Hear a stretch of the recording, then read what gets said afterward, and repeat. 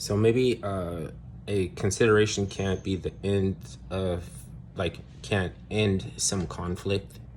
Like if you, let's say, stopped your soldiers from executing and breaking the Geneva Convention or something, and then you got wiped out, and then the war just keeps continuing to go on, right?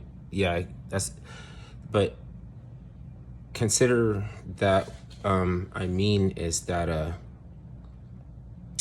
you know how, like, there's takers, right? So if you can't give a consideration to your enemy to end the war, it's because it's not possible, and it's because there are always taking.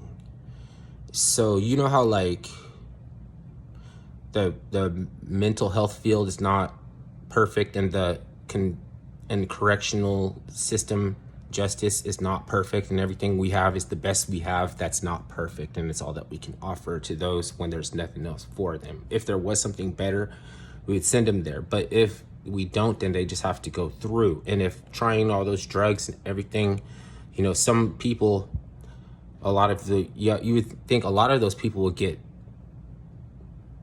turned into vegetable or something, okay? But you can afford to sacrifice them to this machine because of how much they value life. If they show you they didn't value life, then you can concede and go ahead and subject them to the best we have, right? Because you have, like, there's some people that has to be studied by mental health in order to find out why they choose when they don't necessary to exploit others when they don't have to. And to some degrees where you say, like, it's all the same sin. We all have flaws where you can say, like, why did I lie when I didn't have to? You know what I mean? But you're not to this progressive state because just the ability to ask and question yourself, it means you're not naturally pathologically narcissistic. So the ones that where you can't negotiate with at all have to be mentally, they have to be subject to our mental health professionals, the best that we have. And like, they have all these things that they can try, and if none of it works and you go through everything, by the time you get through, you're a vegetable. It's not because that's preferred, even though it might be preferable to someone going around with placing no value on human life.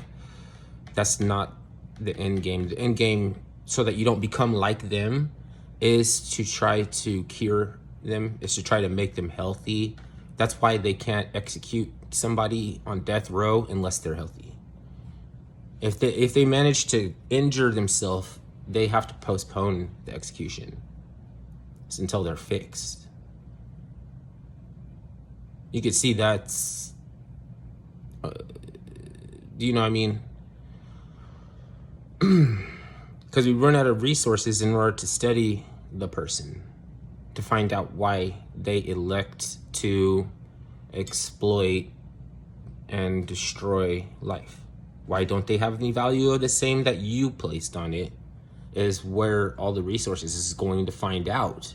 If you don't have enough to find out why more people, then it's just like, you can't leave undiscarded corpses all over the place, because it's gonna be a plague.